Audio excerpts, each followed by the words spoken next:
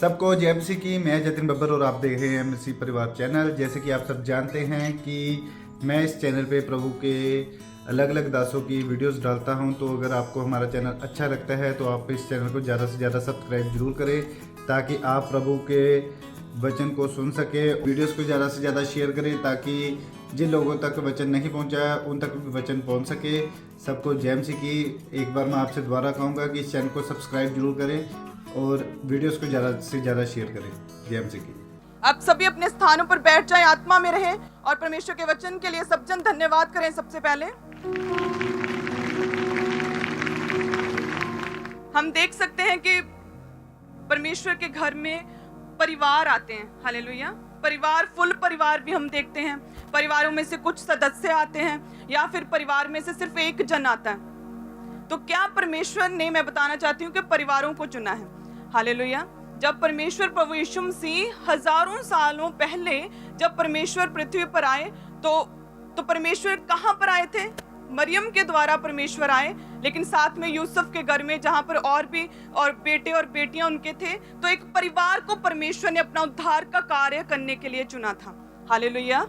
कितने जन इस चीज को समझते हैं और उन्होंने पढ़ा है और वे जानते हैं कि परमेश्वर ने अपना उद्धार का कार्य कैसे किया? एक परिवार से।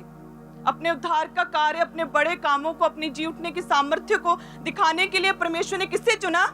परिवार को। हालेलुया। आप में आज फुल परिवार, जब कुछ लोग, जब परिवार का एक जन यहाँ पर होगा, लेकिन इस वचन को सुनने के बाद परमेश्वर आपके परिवारों को ब्लेस करेंगे। आमीन। क्योंकि हम बाइबल में देखते हैं कि परमेश्वर, बाइबल में नए नियम में हम देखते हैं कि परमेश्वर परिवारों में जाया करते थे। हालेलुया। काना नगर के उस शादी में गए परमेश्वर, उस परिवार में गए। दूसरा, परमेश्वर जैरूस के घर में गए। तीसरा, परमेश्वर मार्था मरियम के घर गए। चौथा, परमेश्वर जक्कई के घर गए। हालेलुया। परमेश्वर जिन जिन परिवारों में गए, हम देखते हैं बाइबल में कि उन परिवारों में परमेश्वर की सामर्थ्य, परमेश्वर की जी उठने की गवाही, परमेश्वर के चिन्ह, परमेश्वर के चमत्कार और परमेश्वर के मिरेकल हुए। आमीन। जब परमेश्वर काना नगर की उस शादी में गए तो क्या हुआ? शर्मिंदगी दूर हुई और वो मैरिज सक्सेसफुल हुई। हालेलुया। जब परमेश्वर जैरूस के घर गए तो क्या हुआ? मुर्दा बेटी जी उठी। आमीन। जब परमेश्वर मार्था मरियम के घर गए तो क्या हुआ? लाजर, उनका भाई जो 4 दिन से मुर्दा था, वो क्या हुआ? वो जी उठा। जब परमेश्वर जक्कई के घर गए तो क्या हुआ? जो अन्यायपूर्ण रीति से अपना काम करता था, जो पापी था, जब परमेश्वर उसके घर में गए तो तब भी उसने तौबा की। जक्कई ने अपना मन फिराया गलत कामों से और सारा पैसा जो गलत तरीके से इकट्ठा किया था उसे वापस किया। और परमेश्वर प्रभु यीशु मसीह ने, जब हम बाइबल में देखते हैं तो क्या कहा कि आज जक्कई के घर में उद्धार मुक्ति आई है। आमीन। तो जब जब परमेश्वर परिवारों में गए, फैमिलीज में गए, हम बाइबल में देखते हैं परमेश्वर का उद्धार, परमेश्वर के चिन्ह, परमेश्वर के चमत्कार, परमेश्वर की सामर्थ्य वहां वहां उन परिवारों में जाया करती थी। आमीन। तो उसी तरह से आज जितने परिवार मैं यहाँ पे देख रही हूँ, आप सभी की लाइफ्स में परमेश्वर जाएंगे। आपकी सभी की लाइफ्स में परमेश्वर के चिन्ह और चमत्कार और परमेश्वर की जी उठने की सामर्थ्य आपकी लाइफ्स में जाएगी। आमीन। लेकिन उसके लिए क्या करना होगा?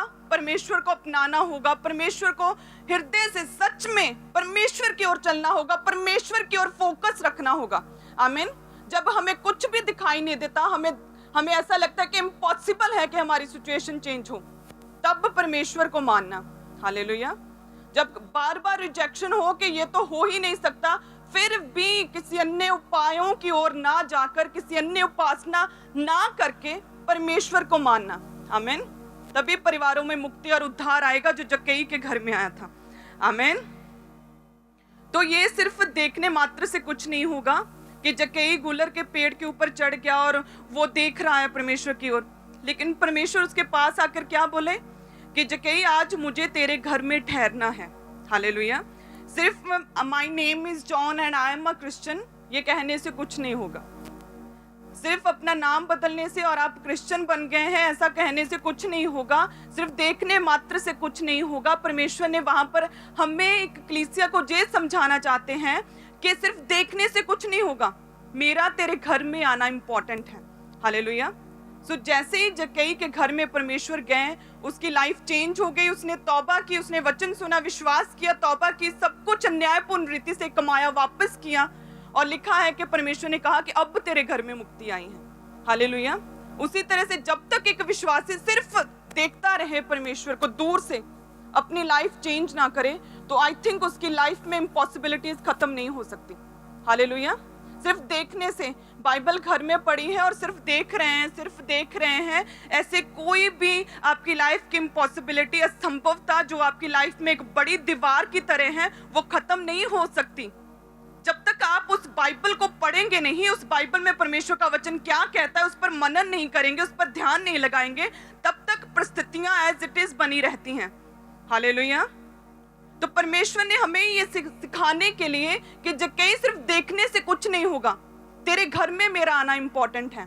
जब तक मैं तेरे घर में, तेरे परिवार में नहीं आऊंगा, तब तक परिस्थितियां चेंज नहीं होंगी, तब तक तुम्हारी लाइफ जो है पवित्रताई में नहीं जाएगी, तब तक तुम अपने पापों से, अपने बुरे कामों से तौबा नहीं कर सकते। हालेलुया।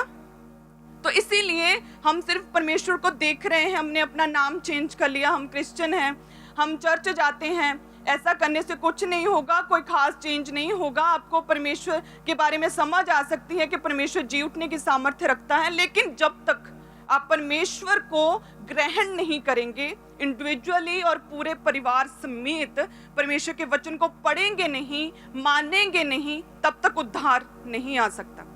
हालेलुया। जो आप आई थिंक उद्धार समझते हैं कि हम क्रिश्चियन हो गए, बपतिस्मा ले लिया, ये तो है ही, लेकिन लाइफ में टेस्टमनी भी चाहिए ना दूसरों को बदलने के लिए। तो वो कब आएगी? जब परमेश्वर को ग्रहण करोगे अपनी लाइफ में।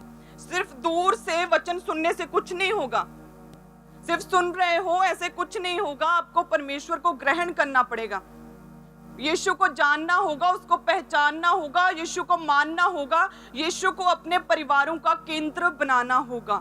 आमीन। तब परिस्थितियां चेंज होंगी। हालेलुया। परमेश्वर हमें ब्लेस करते हैं, परमेश्वर हमें चुनते हैं, अपने कामों के लिए हमें इस्तेमाल करते हैं, लेकिन परमेश्वर में बने रहना, परमेश्वर को अपने परिवारों का केंद्र बनाना, और परमेश्वर हमारी लाइफ से इम्पॉसिबिलिटीज खत्म करे और गवाहियां आए और गवाहियां बढ़े और बढ़े, इसके लिए क्या करना होगा? यीशु को मानना होगा, यीशु को पहचानना होगा, यीशु को अपने परिवारों का केंद्र बनाना होगा। कितने जन समझ रहे हैं? तो सबसे पहले प्रार्थना करें अपनी आंखों को बंद करके कि परमेश्वर आज से मैं अपने परिवार का केंद्र, मैं यीशु तुझे मानता हूं।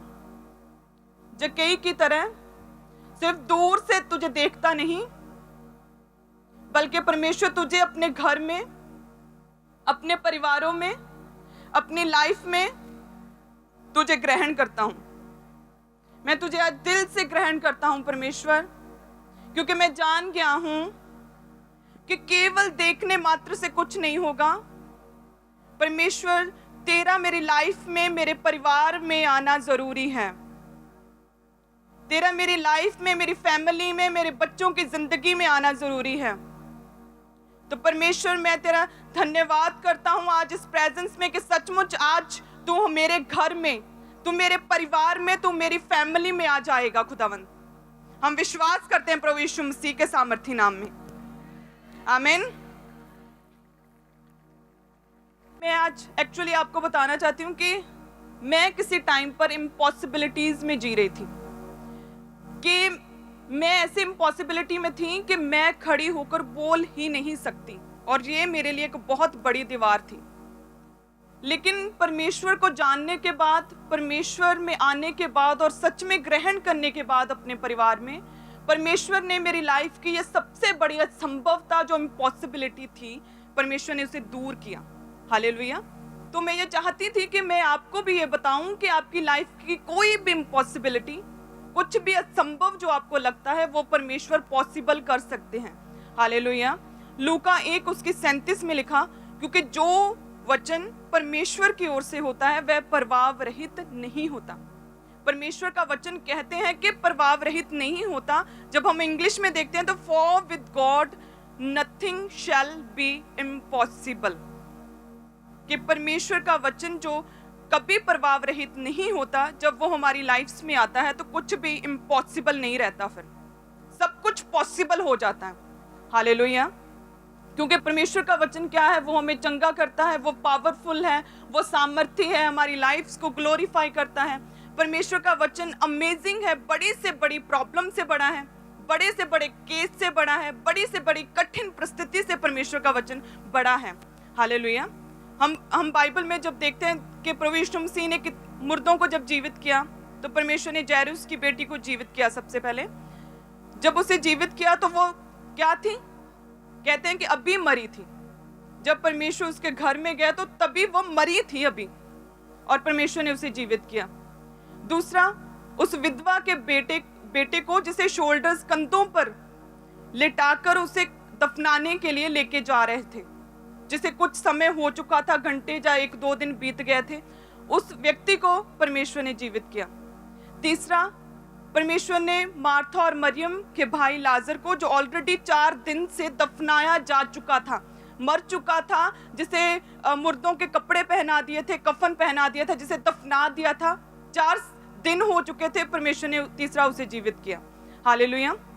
तो परमेश्वर की इन हीलिंग्स का, इन इंसिडेंट जो हुए, परमेश्वर अपने विश्वासियों को ये कहना चाहते थे कि आपकी प्रॉब्लम को कितना टाइम हो गया है, कितनी लंबी है, ये कोई मायने नहीं करता।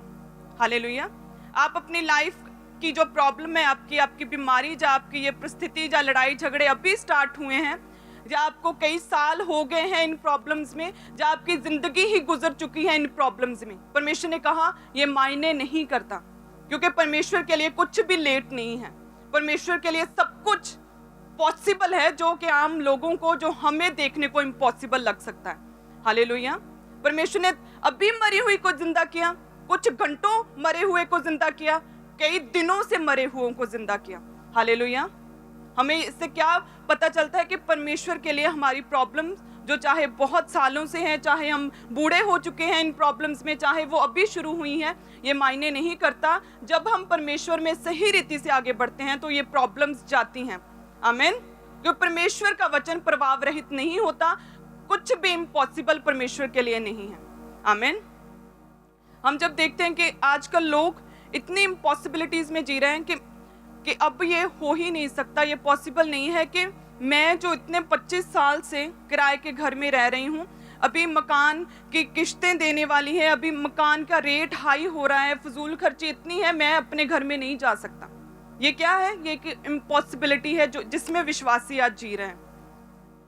कोई बिजनेस करता है और उसमें इतना ज्यादा लॉस हो गया, प्रॉफिट तो सोचो ही मत, दूर की बात है, अभी जो लॉस है उसे भी वापस नहीं मिल सकता। ये क्या है? ये एक इम्पॉसिबिलिटी है।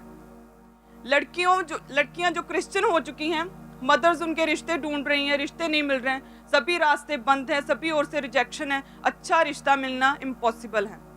हालेलुया। बच्चों को सब कुछ वो हार्डवर्क करते हैं, एग्जामिनेशन में जैसे ही बैठे सब कुछ भूल गया, तो अच्छे रिजल्ट मिलना इम्पॉसिबल है। आज लोग अपनी अपनी इम्पॉसिबिलिटीज में जी रहे हैं। कितने जन समझ रहे हैं?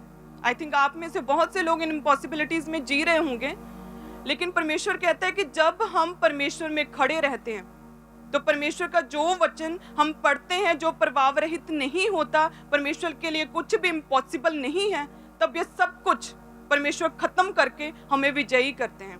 हालेलुया।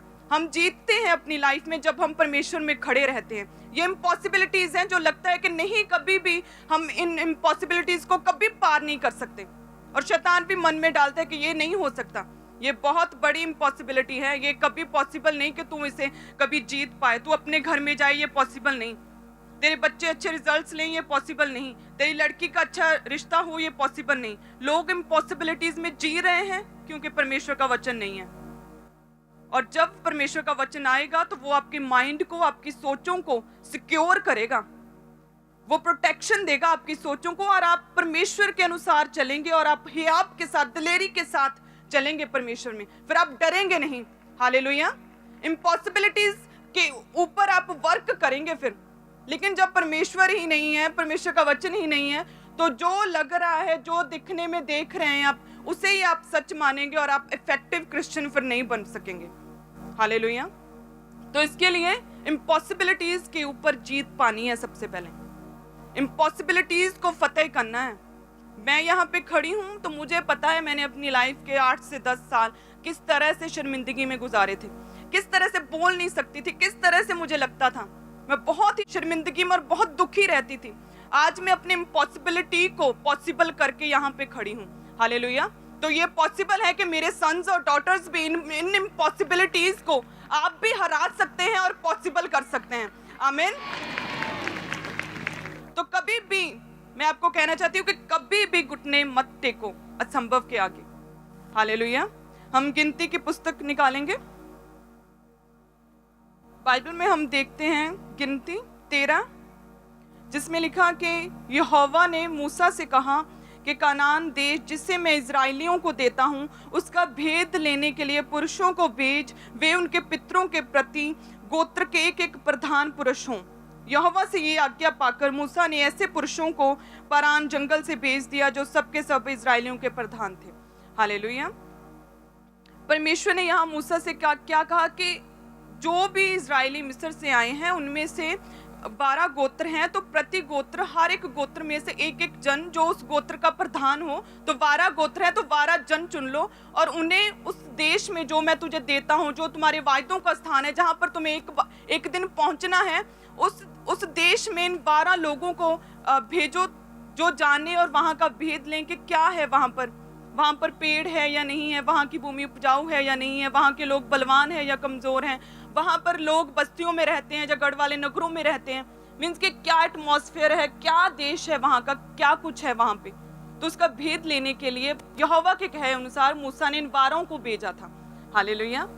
तो जैसे ही ये वहाँ पे पहुंचे कनान में 40 दिन के बाद, तो इन्होंने देखा कि सब कुछ बहुत सुंदर, बहुत समृद्ध, सब कुछ बहुत स्ट्रॉन्ग, प्रॉस्पर है पूरा, जैसा परमेश्वर ने कहा कि दूध और शहद की नदियां बहती है, ऐसा परफेक्ट और ब्लेस्ड और बेस्ट देश मैं तुझे दूंगा। उन 12 ने देखा कि सब कुछ वैसा ही है जैसा परमेश्वर ने कहा, कि बड़े बड़े पेड़ हैं वहाँ पे, वहाँ की जमीन बहुत उपजाऊ है, वहाँ के लोग बस्तियों में ही नहीं बल्कि बड़े बड़े गढ़ वाले नगरों में रहते हैं। और जब उन्होंने देखा, इन सब कुछ को देखने के बाद जब उन्होंने वहाँ के निवासियों को देखा तो वो सरप्राइज्ड हो गए और वो शॉक्ड हो गए। उन्होंने क्या देखा कि वहाँ के लोग बहुत बलवान और बड़े डील डॉल वाले हैं। तो उन 12 में से 10 ने अविश्वास किया। हालेलुया। उन 12 में से 10 ने उन बड़े बलवान और डील डॉल वाले स्ट्रॉन्ग राक्षस जैसे बड़े लोगों को, निवासियों को देखकर उन्होंने अविश्वास किया कि ये तो पॉसिबल ही नहीं कि हम इस देश पर कभी फतेह पाएं, क्योंकि यहाँ के लोग तो बहुत स्ट्रॉन्ग हैं, हम इन पर कभी भी जीत नहीं सकते। लिखा कि परमेश्वर को गुस्सा आया और वो लोग जिन्होंने अविश्वास किया था वो कभी उस वायदों के स्थान तक पहुंच नहीं पाए थे। लेकिन परमेश्वर गुस्सा करने में धीमा है, परमेश्वर अपने लोगों से प्रेम करता है। जब हम परमेश्वर से अपने पापों की क्षमा मांगते हैं, जब हम अपने अविश्वास का उपाय करते हैं, विश्वास में आगे बढ़ते हैं, तो परमेश्वर फिर हमें थामता है। हालेलुया।